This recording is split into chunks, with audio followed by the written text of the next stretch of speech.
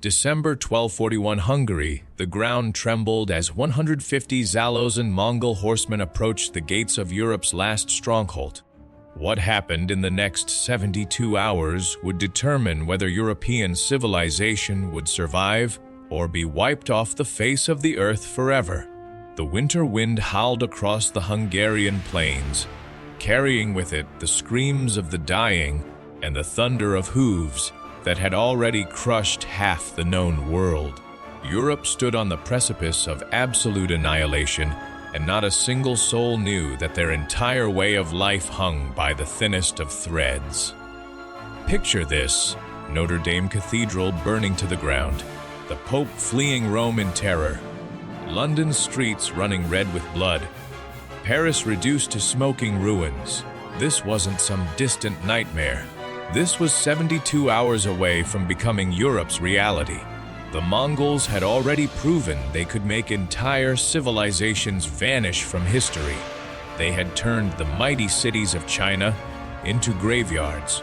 They had erased kingdoms that had stood for centuries. And now they stood at Europe's doorstep, their horses pawing the frozen earth, their eyes fixed on the heart of Christendom. The year was 1241, and Europe was about to face its apocalypse. But this isn't just another story about war. This is the story of how a single heartbeat, thousands of miles away in Mongolia, saved Western civilization from complete extinction. This is the story of how close the Mongols came to conquering Europe, and why that distance was measured not in miles, but in moments. Like a tsunami of steel and flesh, the Mongol war machine had rolled westward across the Eurasian steppes. In just 20 years, they had crushed empires that had taken centuries to build. The Jin dynasty of northern China, with its millions of soldiers and massive fortified cities, had fallen like wheat before the scythe. The Khwarezmian Empire, stretching from the Caspian Sea to the Persian Gulf, had been wiped from the map so completely that travelers reported riding for days through lands where not a single living soul remained. The great city of Baghdad, once the jewel of the Islamic world, had been reduced to a charnel house, where the rivers ran black with blood and ink from burning libraries.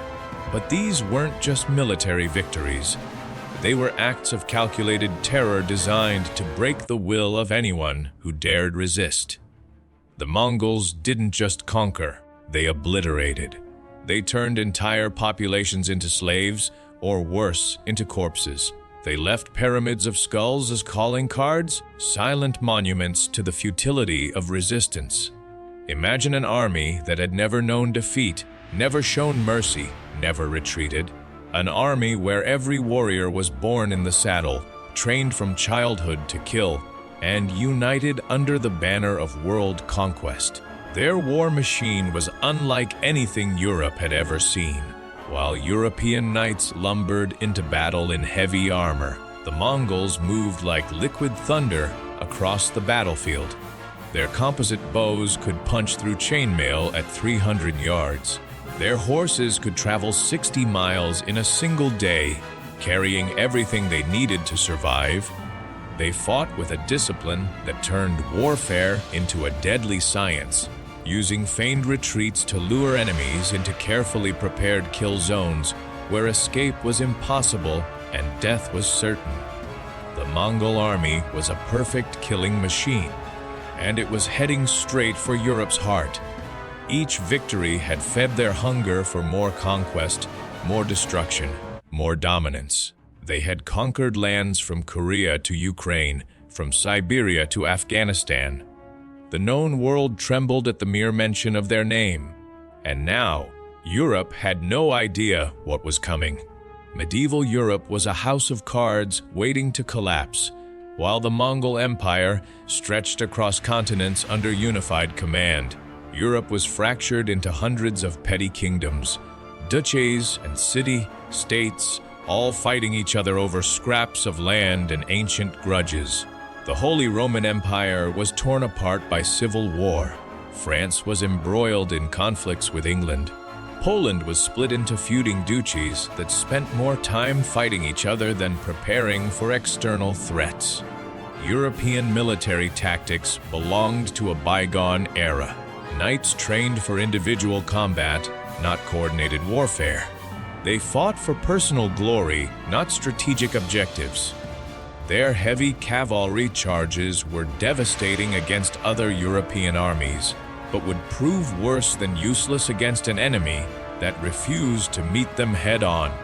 European commanders had never faced an enemy that could coordinate attacks across multiple fronts, that could move faster than news could travel, that could appear out of nowhere and vanish just as quickly. What the Europeans didn't know was that every piece of intelligence about their kingdoms, their armies, their weaknesses was already in Mongol hands. Mongol spies had infiltrated courts from London to Constantinople, mapping out every fortress, every supply route, every political alliance. The Mongols knew exactly how many knights each kingdom could field, how long their food supplies would last under siege, which nobles could be bought, and which would fight to the death. The Europeans lived in blissful ignorance of the storm approaching their shores. They had heard rumors from the east, stories of a great barbarian army devastating distant lands, but these seemed as remote and unreal as tales from fairy stories. After all, Europe was protected by vast forests, mountain ranges, and the simple fact that no army in history had ever successfully invaded the continent from the east and survived. But the Mongols weren't just any army. They had already done the impossible a dozen times over. They had crossed the Gobi Desert in winter. They had scaled the walls of cities that had never fallen. They had turned rivers to run backwards with the bodies of their enemies. And now, they were about to teach Europe that geography was no protection against an enemy that viewed the impossible as merely another challenge to overcome. And then, the storm finally reached Europe's doorstep, the Battle of Legnica, April 9, 1241. The very date should be burned into every European's memory as the day their continent almost died. Henry Hugh the Pious, Duke of Silesia and High Duke of Poland, led a coalition army of 40,000 men against what he thought was a small Mongol raiding force. He had no idea he was walking into a carefully orchestrated trap that would destroy his army so completely that barely a handful would survive to tell the tale. The battle began before dawn with what seemed like a miracle. The Polish knights smashed through the Mongol front lines, cutting down hundreds of warriors in a devastating charge. For a few precious moments, it looked like European military supremacy would carry the day. The knights pressed forward, certain of victory, already planning how they would hunt down the fleeing barbarians. But then the trap was sprung. The retreating Mongols suddenly wheeled around, and Henry realized with growing horror that he hadn't been fighting the main Mongol army. He had been fighting a decoy force designed to draw him into a killing field. From three directions, the real Mongol army emerged from concealment like wolves closing in for the kill. Their arrows blotted out the sun, turning day into a twilight of death. European armor, designed to stop sword thrusts and mace blows, proved helpless against Mongol arrows that could pierce steel at close range. In 6 hours of butchery, 40,000 European soldiers lay dead on the field of Legnica. Henry the Pious himself was cut down while trying to rally his men, his severed head displayed on a Mongol spear as a trophy of conquest. The cream of Polish nobility was annihilated, their dreams of glory transformed into a nightmare of blood and screaming horses. The Mongols lost perhaps 500 men. The message was clear. European military might was an illusion, and the barbarians from the east possessed a science of warfare that made European tactics look like children playing with wooden swords. But Legnica was just the opening act. 2 days later, on April 11, 1241, The main Mongol army under Batu Khan and the legendary General Subutai delivered a blow that brought Europe to its knees. The Battle of Mohi in Hungary would go down as one of the most perfectly executed military operations in human history and one of the most catastrophic defeats in European memory. King Béla IV of Hungary had assembled an army of 60,000 men, the largest military force Europe had fielded in generations. He had cavalry, infantry, crossbowmen, and even allies from other kingdoms. His forces outnumbered the Mongols, and he held a strong defensive position behind the Saja River. Every tactical advantage seemed to be in his favor. Victory appeared certain. What Béla didn't know was that he was facing Subutai, the greatest military strategist of the medieval world, a man who had won more battles than Alexander the Great and Julius Caesar combined. Subutai had been planning this battle for months, studying every detail of Hungarian military doctrine, every weakness in their defensive positions, every psychological pressure point that could be exploited. The battle began with a Mongol assault on the heavily defended bridge over the Saja River.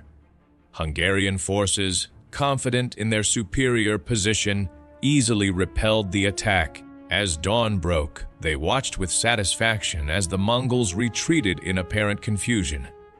The Europeans had held their ground. Victory was within reach. They never saw the second Mongol army coming. While the Hungarians were focused on the bridge, Subutai had led half the Mongol force on a night march through dense forest to an unguarded ford downstream. As the sun rose and Hungarian attention was fixed on the retreating Mongols in front of them, Subutai's force emerged from the woods behind the Hungarian camp like phantoms materializing out of nightmare. The Hungarian army was trapped in their own fortified camp, surrounded on all sides, with nowhere to run and no space to maneuver. Their heavy cavalry, the pride of European warfare, was useless in the cramped confines of their own defensive positions. Mongol catapults began pounding the camp with rocks and flaming projectiles, turning what should have been a fortress into a death trap. In a stroke of tactical genius, Subutai deliberately opened a gap in his encirclement, offering the panicked Hungarians an apparent route of escape. Desperate men abandoned their weapons and armor, fleeing through the gap in a disorganized mob. It was exactly what Subutai wanted. As the Hungarians poured through the opening, they found themselves in a carefully prepared killing field where Mongol archers waited in concealment. What followed was not a battle. It was a massacre. 60,000 European soldiers were methodically hunted down and slaughtered over the course of several hours. They fell like leaves in winter, their blood turning the Hungarian plains red for miles in every direction.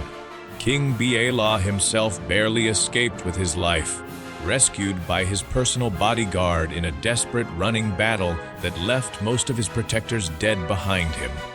In 2 battles, over the span of just 2 days, Europe had lost 100,000 of its best soldiers. 2 of the continent's most powerful armies had been not just defeated, but annihilated so completely that barely a handful of survivors remained to carry word of the disaster back to their homelands. The Mongol war machine had demonstrated that European military power was an illusion, and that no force on the continent could stand against them in open battle. For 48 hours, there was nothing between the Mongols and Paris except empty fields and undefended villages. The road to Rome lay open, with no army left to guard it. Vienna trembled behind its walls as Mongol scouts appeared on the horizon.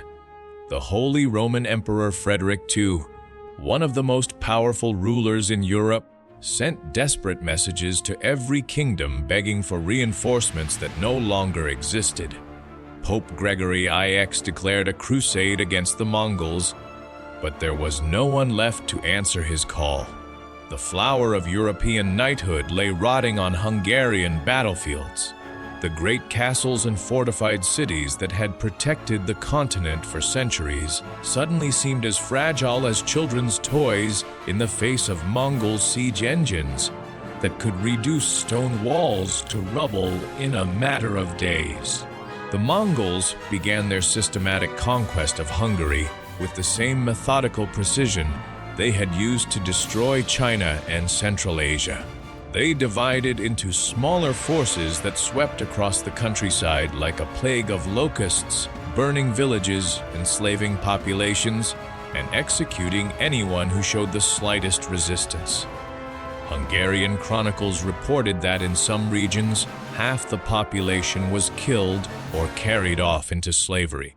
Entire districts were left uninhabited, their villages nothing but charred ruins. Those who survived did so by fleeing into the deepest forests or the most inaccessible mountain caves, living like animals and eating roots and bark to stay alive.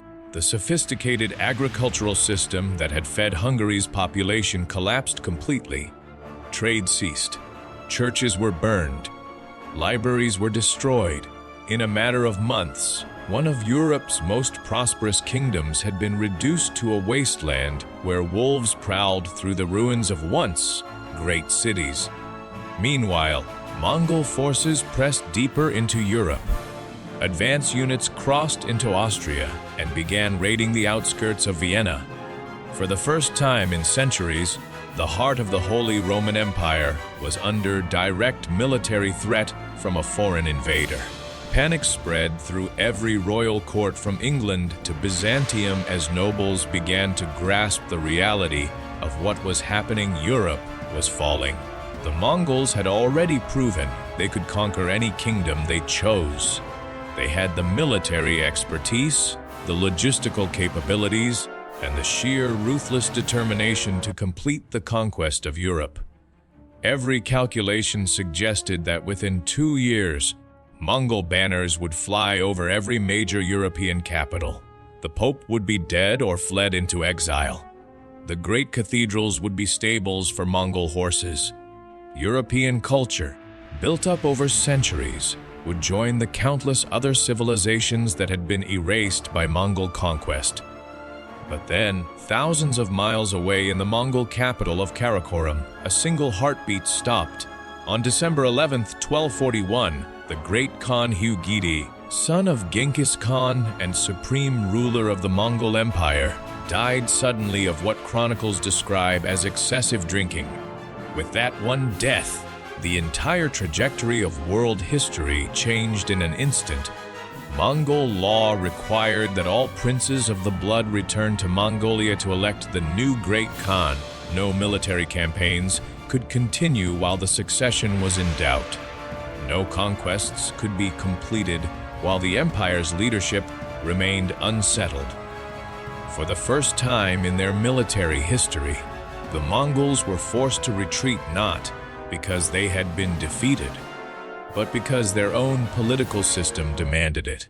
Batu Khan received the news of his uncle's death in early 1242, while his army was preparing for the final conquest of Western Europe. His scouts had already mapped the roads to Paris and Rome. His engineers had drawn up plans for siege engines capable of reducing any European fortification to rubble. Victory was so close he could taste it. And now, incredibly, impossibly, he had to abandon everything and return to Mongolia. The withdrawal was as swift and devastating as the invasion had been. Within weeks, the Mongol armies that had terrorized Europe vanished back into the eastern steppes as if they had never existed. The tens of thousands of European captives they had taken were forced to march thousands of miles to lives of slavery in Mongolia and China. The Mongol threat to Europe simply evaporated, leaving behind only ruins and memories of terror. Imagine a world where Ugidi Khan had lived just one more year. Picture Notre Dame Cathedral converted into a Mongol stable, with horses feeding from the altar where kings had been crowned. Imagine the Pope fleeing Rome as Mongol banners flew over St. Peter's Basilica. Envision Oxford and Cambridge reduced to ashes, their libraries burned, their scholars executed or enslaved. Think of London's Thames running red with blood as Mongol cavalry swept through the streets of the greatest commercial city in Northern Europe. In this alternate timeline, there would be no Renaissance, because the Italian city-states would have been obliterated before they could give birth to a new age of learning. There would be no age of exploration, because European maritime technology would never have developed under Mongol rule. There would be no Enlightenment, no Industrial Revolution, no modern democracy as we know it. The entire trajectory of human civilization would have been fundamentally different. European culture as we know it, Christianity, feudalism, the university system, Gothic architecture, scholastic philosophy, all of it would have been swept away and replaced by Mongol and Chinese administrative systems.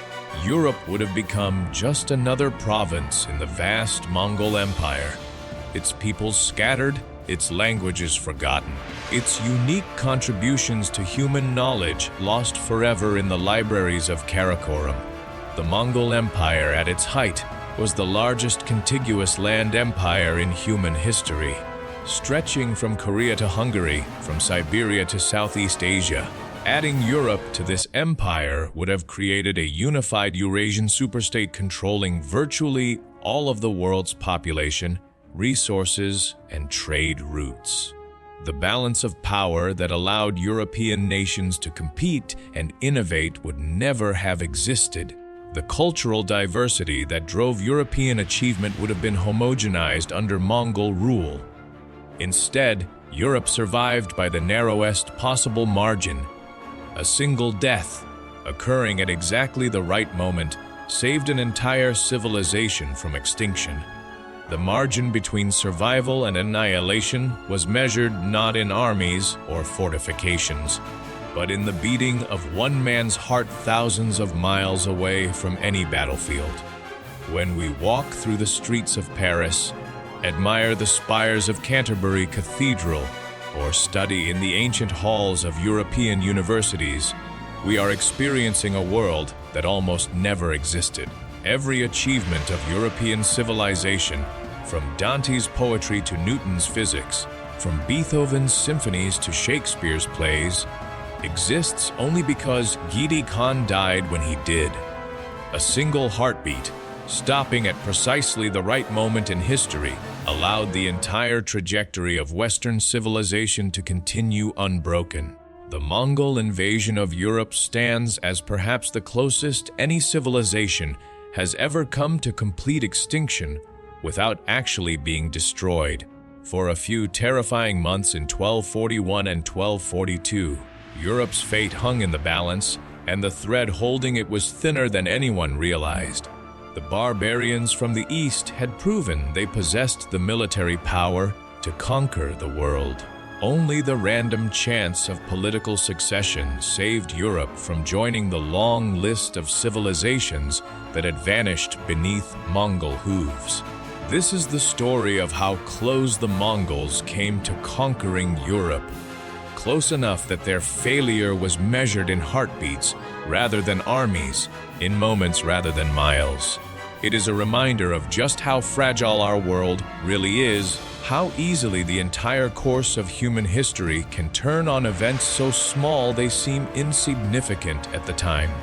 The Europe we know today exists only because, at the crucial moment when its fate was being decided, fortune smiled upon the West, and a single man died at exactly the right time to change everything.